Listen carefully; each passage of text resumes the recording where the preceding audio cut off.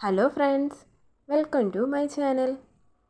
ഇന്ന് നമ്മൾ തയ്യാറാക്കാൻ പോകുന്നത് സോയാബീൻ.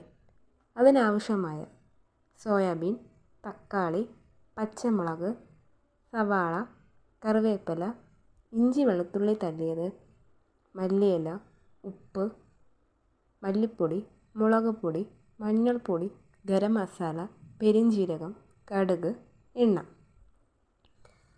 ചൂടായ പാത്രത്തിൽ അല്പം ഓയിൽ ഒഴിച്ച് കടുക് പൊട്ടിയ ശേഷം അതിലേക്ക് പെരിഞ്ജീരകം, ചെറുതായി അരിഞ്ഞ സവാള, അതിലേക്ക് കറിവേപ്പില എന്നിവ ചേർത്ത് നന്നായി ഒന്ന് മൂപ്പിച്ചെടുക്കുക.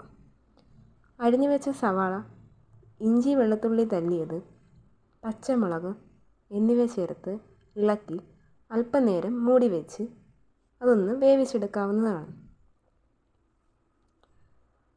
അതിലേക്ക് തക്കാളി, പാകത്തിന് ഉപ്പും ചേർത്ത് വയ്ക്കാവുന്നതാണ്. ഇനി പൊടികൾ ചേർക്കാം. മഞ്ഞൾപ്പൊടി ചേർത്ത ശേഷം അല്പനേരം നമുക്ക് മൂടി വെച്ച് വേവിക്കാവുന്നതാണ്. അതിനുശേഷം മുളക് പൊടി, മല്ലിപ്പൊടി, സോയാബീനും ചേർത്ത് നന്നായി ഇളക്കി യോജിപ്പിക്കുക. യോജിപ്പിച്ചതിന് ശേഷം അതിലേക്ക് ഗരം മസാലയും കൂടി ചേർക്കാം. അല്പനേരം മൂടി വെച്ച ശേഷം വെള്ളവും ചേർത്ത് എടുക്കുക.